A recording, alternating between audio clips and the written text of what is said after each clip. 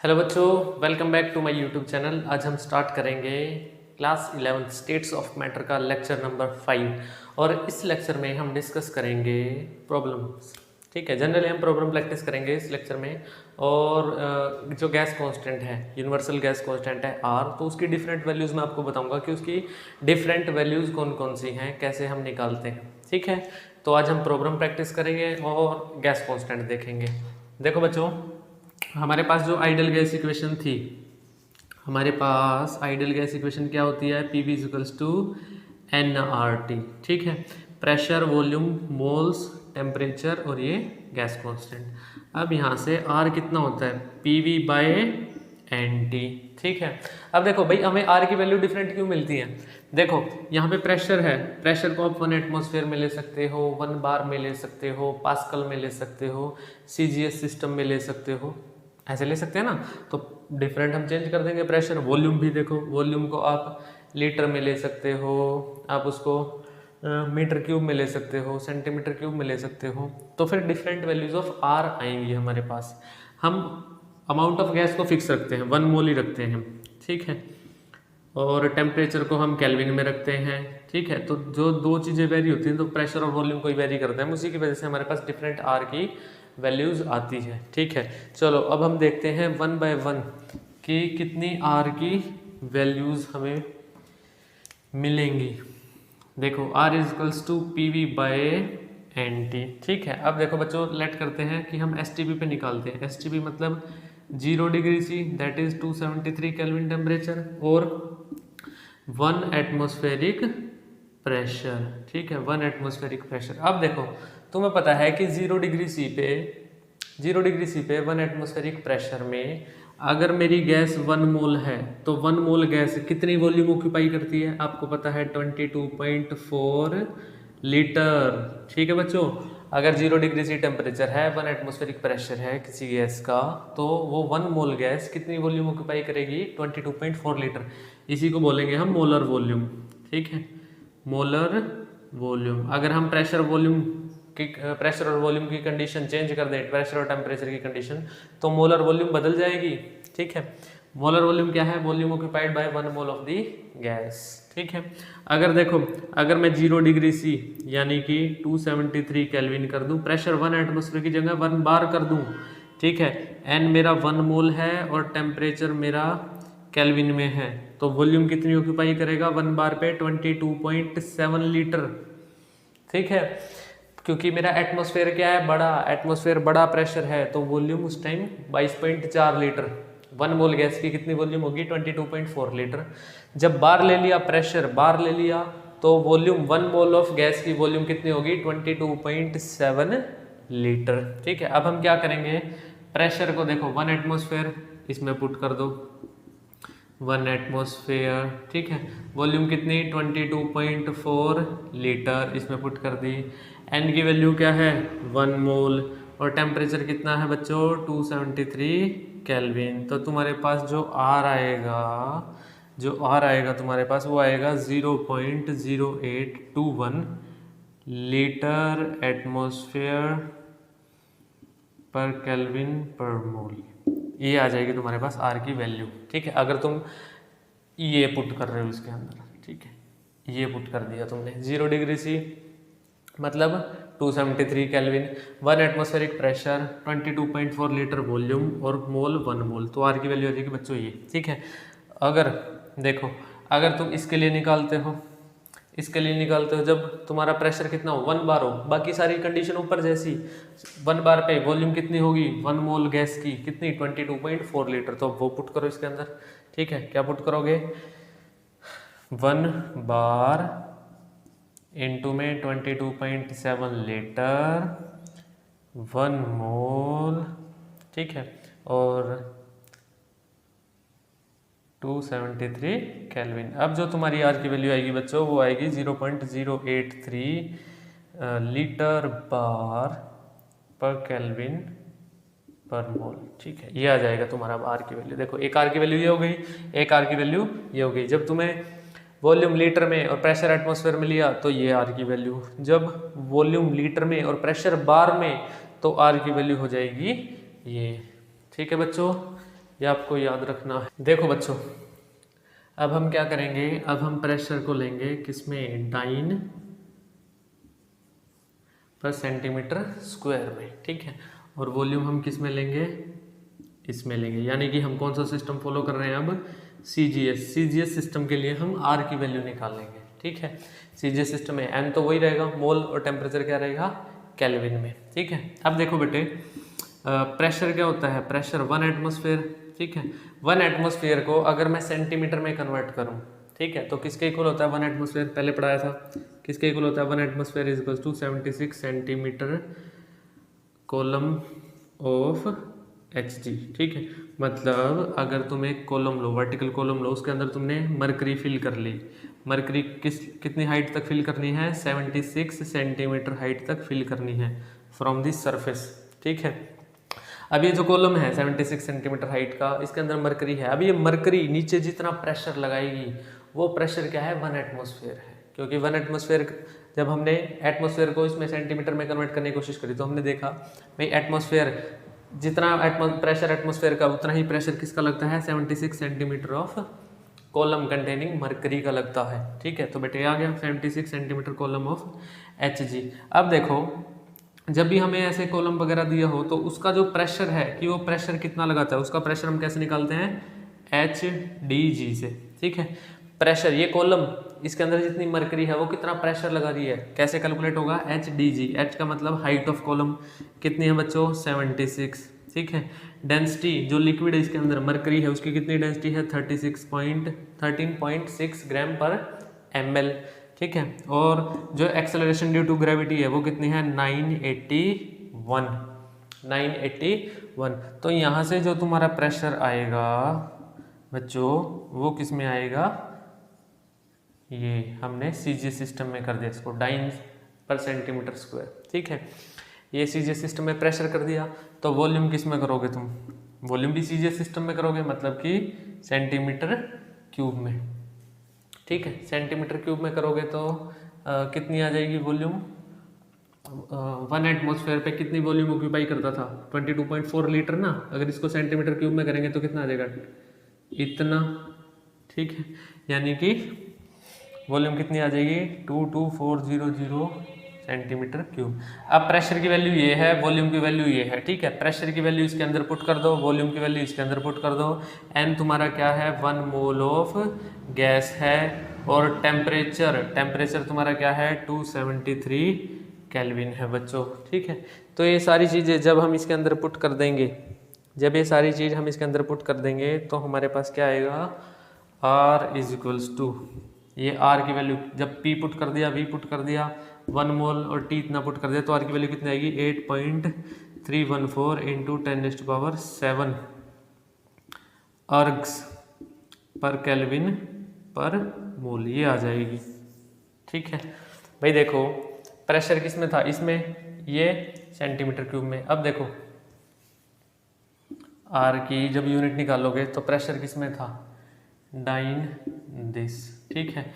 Volume कितने थी, इसमें। अब देखो सेंटीमीटर स्क्वायर, एक कट गया, 1 सेंटीमीटर बचा ना, तो ऊपर क्या रह जाएगा, डाइन सेंटीमीटर, नीचे क्या है, मोल और केल्विन, ठीक है। ये ना नीचे तो डाइन इंटू सेंटीमीटर, इसको बोलते हैं हम अर्ग, क्या बोलते हैं हम इसको, अर्ग बोलते हैं। और जब हम इस सारे को कैलकुलेट कर लेते हैं तो हमारे पास क्या आ जाता है, R is equals to 8.314 into 10⁻⁷ ergs पर केल्विन पर मोल। ये जीसीजीएस सिस्टम में निकाल दी हमने R की वैल्यू, ठीक है।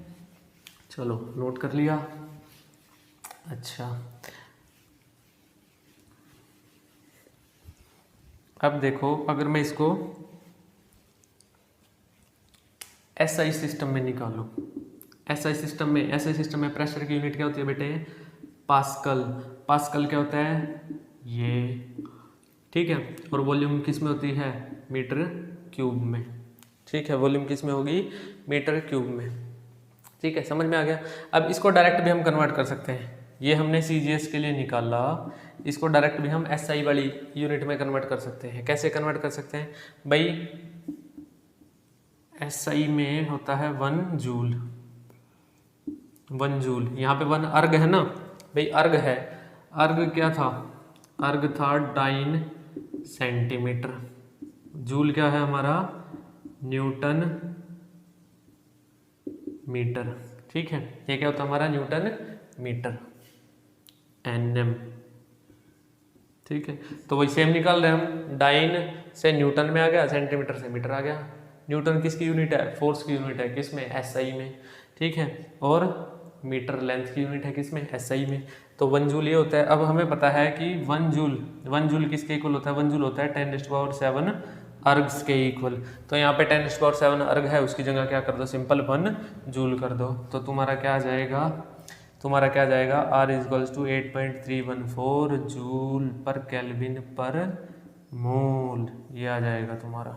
ठीक है, यहाँ पे जो अर्ग लिखा था वो किस में था, वो अर्ग क्या था, 2.5 सेंटीमीटर अर्ग था। ठीक है, अर्ग किसकी यूनिट हो गई, वर्क की होगी। ठीक है, जूल किसकी यूनिट हो गई, वर्क की यूनिट होगी।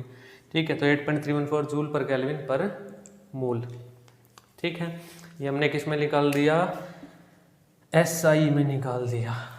ठीक है, चलो अब देखो, अब अगर इसको कैलोरी में कन्वर्ट करना है, भाई देखो, जो तुम्हारा 1 कैलोरी होता है, 1 कैलोरी इक्वल्स टू 4.184 जूल होता है।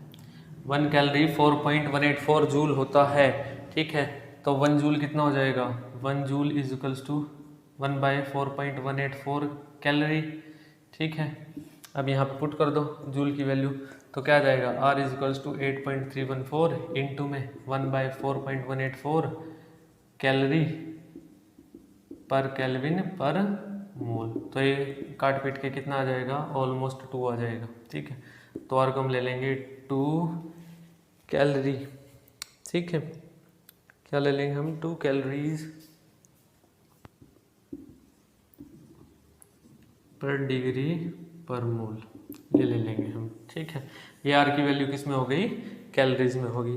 तो हमने R की वैल्यू एटमॉस्फेयर में निकाल ली, लीटर एटमॉस्फेयर में। ठीक है, लीटर बार में निकाल ली हमने, CGS सिस्टम में निकाल ली, और हमने उसमें SI सिस्टम में निकाल ली। अब देखो बच्चों, ये जो देखो SI यूनिट में जब भी तुम क्वेश्चन सोल्व करोगे, ठीक है, मान लो भाई क्वेश्चन में जूल दे रखा है। ठीक है, यानी कि जूल का मतलब क्या है, न्यूटन मीटर। SI सिस्टम में दे रखा है, तो 8.314 है, 8.314 को तुम क्या लिख सकते हो, क्वेश्चन आसानी से सोल्व हो जाए, इसको तुम ये लिख सकते हो 25/3, 25/3 लिख के इसको सोल्व कर सकते हो। ठीक है, ये याद रखना।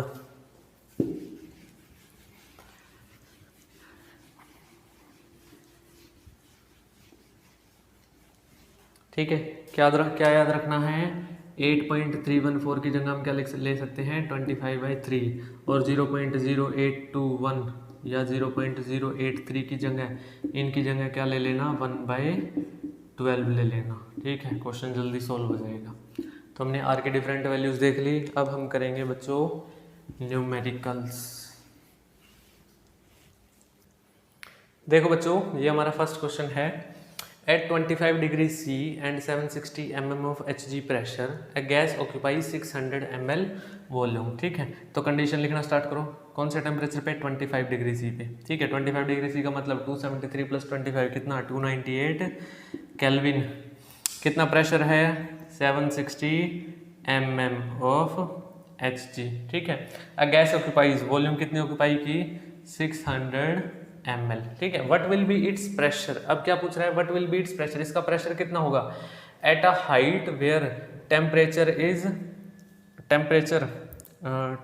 कितना हो गया, 10 डिग्री सी, मतलब कि 283 kelvin, and volume of the gas is 640 ml। अब देखो, तुम्हें टेम्परेचर चेंज कर दिया, प्रेशर पूछ लिया, ये प्रेशर तुम्हें निकालना है। ठीक है, और वॉल्यूम दे दिया। ठीक है, अब हमारी आइडियल गैस इक्वेशन क्या है, P = nRT है ना भाई, इसमें से टेम्परेचर प्रेशर वॉल्यूम, ये तीनों चीज़ों को वेरी कर रहा है वो, तो मतलब मोल्स के बारे में उसने कुछ नहीं बोला, फिक्स है। R की वैल्यू क्या है, फिक्स है। ठीक है, तो हम क्या ले लेंगे, PV/T = nR, कॉन्स्टेंट रहेगा, राइट हैंड साइड कॉन्स्टेंट रहेगा, तो लेफ्ट हैंड साइड को कैसे ले सकते हैं, P1 V1/T1 = P2 V2/T2।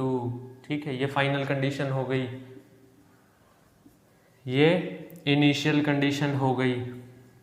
देखो इनिशियल कंडीशन में टेम्परेचर दे दिया, प्रेशर दे दिया, वॉल्यूम इतनी दे दी। यहाँ पे प्रेशर निकालना है, टेम्परेचर दे दिया और वॉल्यूम दे दी। तो 6 चीज़ों में से 5 चीज़ें तुम्हें दे दी, यहाँ से P2 निकाल लेना। ठीक है, P2 कितना आएगा, P2 आ जाएगा यहाँ 760 है तो 766 mm है शायद। P2 is 676 sorry, P2 is 676 mm, ये आ जाएगा। ठीक है बच्चों, इजी। देखो बच्चों, ये है हमारा क्वेश्चन नंबर 2। इसमें क्या बोल रहा है, देखो calculate the number of moles of hydrogen contained in 18 litres of the gas. ठीक है, वॉल्यूम कितना आ गया 18 litre at 27 degree C. 27 degree C का मतलब टेम्परेचर आ गया बच्चों 300 केल्विन एंड 70 सेंटीमीटर प्रेशर आ गया 70 सेंटीमीटर। आर की वैल्यू गिवन है 0.0821। ठीक है, लीटर एटमॉस्फेयर पर केल्विन पर मोल। ठीक है, ओके। तो वॉल्यूम देखो, आइडियल गैस इक्वेशन के लिए PV equals to nRT, PVTR n गिवन है हमें। ठीक है, तो हम क्या निकालेंगे, सबसे पहले इसमें से n निकालेंगे। तो देखो PV is equals to nRT, n कितना हो जाएगा PV/RT। अब देखो प्रेशर यहाँ पे 70 सेंटीमीटर है, लेकिन R की वैल्यू किस में है, एटमॉस्फेयर गिवन है यहाँ पे। प्रेशर किस में, एटमॉस्फेयर में, और तुमने यहाँ 70 सेंटीमीटर है, तो इसको किस में कन्वर्ट करना पड़ेगा, एटमॉस्फेयर में कन्वर्ट करना पड़ेगा। एटमॉस्फेयर में कन्वर्ट करने के लिए हम इसको क्या करेंगे, 76 से डिवाइड कर देंगे, क्योंकि 1 एटमॉस्फेयर में 76 सेंटीमीटर होते हैं, तो 76 से डिवाइड कर दिया, तो ये अब एटमॉस्फेयर में बन गया बच्चों। ठीक है, यही ध्यान रखना था बस यहाँ पे। प्रेशर इसमें आ गया। अब देखो तो 70/76 इंटू में वॉल्यूम 18 और आर की वैल्यू 0.0821 और टेम्परेचर है हमारा 300 केल्विन। तो ये सोल्व करके हमारे पास आ जाएगा 0.67 मोल्स। ठीक है, कैलकुलेट कर लेना, n कितनी आ जाएगा 0.67 मोल्स। अब हमने n निकाल लिया, n आ गया हमारे पास। ठीक है, अब पूछ रहा है if the mass of the hydrogen gas taken as above is found to be. अगर इतनी हाइड्रोजन ली थी तुमने, ठीक है, ये दे दिया मास ऑफ हाइड्रोजन। ठीक है, अगर इतनी हाइड्रोजन ली थी तो calculate the molecular mass of hydrogen. Hydrogen का मोलिकुलर मास निकालो। भाई मोल्स आ गए हमारे पास, n थे, n आ गया, तो मतलब मास बाय उसका मोलर मास। अब मोल्स कितने हैं 0.67 है, मास कितना गिवन है 1.350 है, तो m निकल जाएगा यहाँ से। ठीक है, m कितना आ जाएगा 1.350 बाई 0.67, तो नियरली ट्वाइस है 2.01 U। तो ये आ जाएगा हमारा मोलिकुलर मास किसका, हाइड्रोजन का। ये था हमारा क्वेश्चन नंबर 2। अब हम देखेंगे नेक्स्ट क्वेश्चन। देखो बच्चों, ये है हमारे पास नेक्स्ट क्वेश्चंस। ये क्वेश्चन नंबर 3, ये क्वेश्चन नंबर 4। अब देखो इस क्वेश्चन में क्या बोल रहा है, the density of a gas is this. ठीक है, डेंसिटी दे दी कितनी 3.80 ग्राम पर लीटर। अब देखो at STP calculate its density at 27 degree C and 700 torr. अब देखो ये किस पे थी, STP पे, तो मतलब टेम्परेचर कितना था बच्चों 0 डिग्री C और प्रेशर कितना था 1 एटमॉस्फेयर था। ठीक है, ये इनिशियल कंडीशन। अब हमें डेंसिटी निकालनी है, मतलब ये D1 हो गया तो D2 निकालना है। ठीक है, अब एट ये टेम्परेचर कितना है 27 डिग्री C और प्रेशर आ गया बच्चों 700 टोर। अब 1 एटमॉस्फेयर कितना होता है 760 टोर, तो इसको एटमॉस्फेयर में बढ़ाओ क्योंकि ऊपर वाला एटमॉस्फेयर में गिवन है, तो 760 से डिवाइड करके ये आ जाएगा हमारे पास एटमॉस्फेयर में। ठीक है, यानी कि 70/76 ये एटमॉस्फेयर में आ गया। ठीक है, अब देखो भाई टेम्परेचर भी चेंज हो रहा है, प्रेशर भी चेंज हो रहा है। ठीक है, डेंसिटी भी चेंज हो रही है। हमने कल एक फॉर्मूला पढ़ा था, कौन सा, density is equals to PM/RT। अब देखो टेम्परेचर, प्रेशर और डेंसिटी, प्रेशर, टेम्परेचर, डेंसिटी। ठीक है, ये तीन चेंज हो रही है। भाई गैस तो सेम है तो उसका मोलर मास सेम रहेगा, आर कांस्टेंट है, तो ये कांस्टेंट हो गए। ठीक है, अब देखो ये तो हो गए कांस्टेंट, ये 3 वेरी कर रहे हैं, तो ये कैसे वेरी करेंगे, D1 देखो ये हो जाएगा m और r क्या है, कांस्टेंट है, तो डायरेक्टली प्रोपोर्शनल से लिख सकते हो ना, d directly proportional to p/t ऐसे। ठीक है, अब इसको हम क्या लिख लेंगे, इसको लिख लेंगे dt/p is equals to constant. तो क्या कर देंगे यहाँ से, d1 t1/p1 is equals to d2 t2/p2, ये आया। अब देखो d1 पुट कर दो, t1 इसको पुट कर लेना, कितना 273 केल्विन, d1 इतना था, t1 273 केल्विन आ गया, प्रेशर कितना 1 एटमॉस्फेयर आ गया, p2 कितना है, इतना एटमॉस्फेयर आ गया, टेम्परेचर कितना है, इतना आ गया, ये T2 है, इसको उसमें कर लेना केल्विन में 300 केल्विन। ठीक है, और हमारे पास क्या आ जाएगा, हमारा D2 आ जाएगा। ठीक है बच्चों, देखो बेटे इस क्वेश्चन में देखो क्या करना है, the density of oxygen at STP is this. देखो D1 दे दिया कितना 60 ग्राम पर लीटर, STP पे टेम्परेचर कितना होता है 0 डिग्री C, 0 डिग्री C का मतलब 273 केल्विन। ठीक है, to what temperature it should be heated at a constant pressure, pressure क्या कर दिया, कांस्टेंट कर दिया, लिख लो, so that the density becomes this, density मतलब D2 कितना आ गया 8 ग्राम पर लीटर, भाई D1 D2 आ गया, T दे दिया, अब वो पूछ रहा है टू व्हाट टेम्परेचर, मतलब टेम्परेचर निकालना है, T1 है T2। अब देखो भाई तुमने पढ़ा था density is equals to PM/RT, ठीक है ये पढ़ा था। अब इसमें प्रेशर उसने कांस्टेंट कर दिया, R कांस्टेंट है, सेम गैस है तो मास भी कांस्टेंट, मोलर मास। ठीक है, तो ये 3 चीज हो गई कांस्टेंट, वेरी कौन कर रहा है D और T, और D और T कैसे वेरी करते हैं, इनवर्सली प्रोपोर्शनल। ठीक है, तो यहाँ कैसे लिखेंगे हम, ये आ जाएगा, इसका मतलब क्या आ जाएगा dt is equals to constant, dt constant मतलब d1 t1 is equals to d2 t2, d1 t1 is equals to d2 t2, तो d1 d2 t1 t2 इसमें पुट करेंगे तो क्या निकल जाएगा, यहाँ से t2 निकल जाएगा, अपना t2 यहाँ से निकाल लेना। ठीक है, t2 आ जाएगा यहाँ से 546 केल्विन टेम्परेचर। देखो बेटे हमारा ये क्वेश्चन नंबर 5, देखो क्या बोल रहा है इस क्वेश्चन में, at 0 degree C, at 0 degree C the density of gaseous oxide, कोई गैसियस ऑक्साइड है, at 2 bar, at 0 degree C the density of gaseous oxide at 2 bar is same as of nitrogen at 5 bar, what is the molecular mass of its oxide. अभी बोल रहा है भाई density है, density gaseous oxide की और nitrogen की same है, तो हमने डेंसिटी का फॉर्मूला पढ़ा था, density is equals to PM/RT। अभी इसने डेंसिटी कर दी बच्चों कांस्टेंट। ठीक है, डेंसिटी क्या कर दी, कांस्टेंट कर दी, एट 0 डिग्री C टेम्परेचर भी कांस्टेंट कर दिया, R भी हमारा कांस्टेंट है। ठीक है, तो ये 3 चीज कांस्टेंट होगी, भाई इधर मल्टीप्लाई करो तो क्या आ जाएगा DRT is equals to PM। ठीक है, ये 3 चीज उसने कांस्टेंट कर दी, तो मतलब प्रेशर और मोलर मास का प्रोडक्ट कितना आएगा, कांस्टेंट आएगा, तो मतलब हम ऐसे लिख सकते हैं P1 M1 is equals to P2 M2। ठीक है, ये आ गया।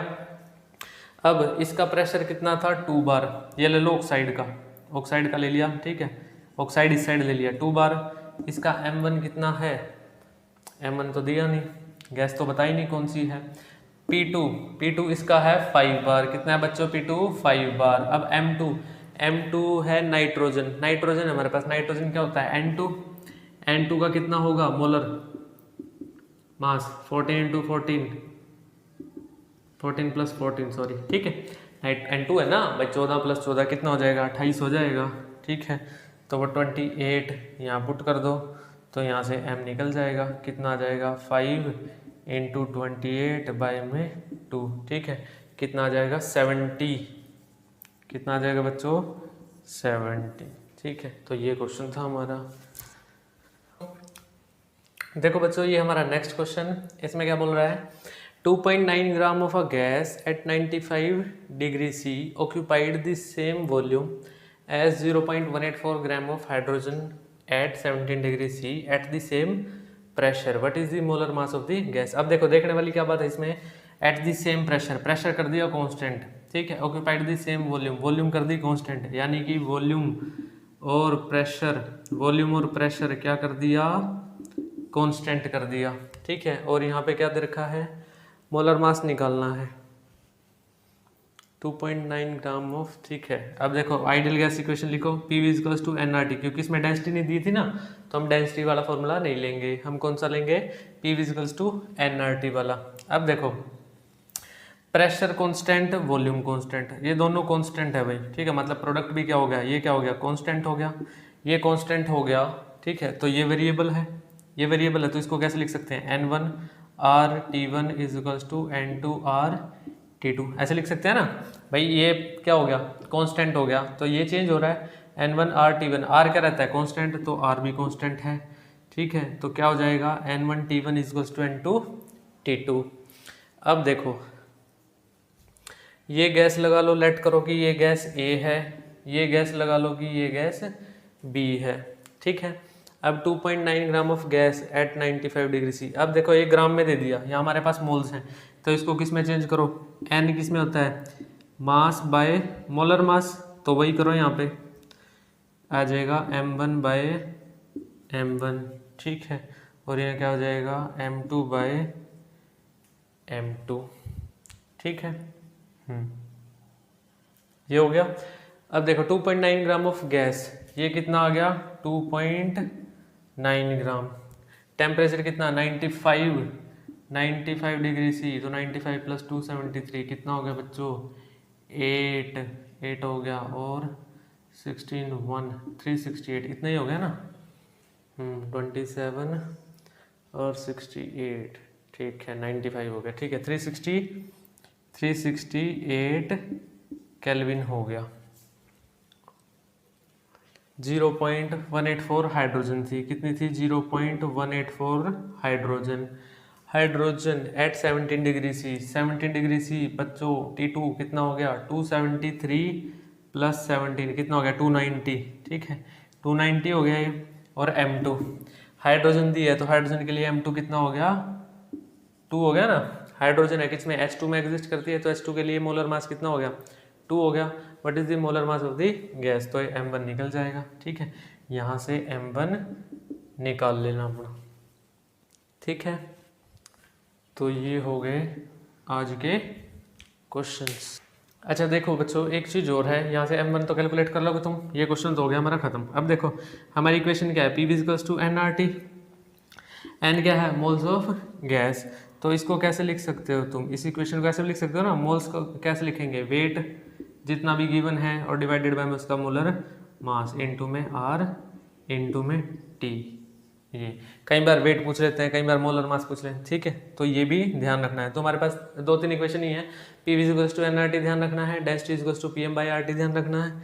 ठीक है, बाकी तो सारे इनको ही घुमा फिरा के, और वो 4 लो हमारे। ठीक है, अगर वो याद है, ये 2 इक्वेशन याद है, तो सारे क्वेश्चन हो जाएंगे। अभी हम देखो नेक्स्ट क्लास में हम करेंगे बच्चों डाल्टन्स लॉ, और आज हमने क्वेश्चंस की भी प्रैक्टिस कर ली, किए तो थोड़ी ही हैं, 6-7 क्वेश्चन, पर थोड़े ठीक ठीक से क्वेश्चन किए। ठीक है, लास्ट के 2-3 क्वेश्चन तो NCERT के ही थे।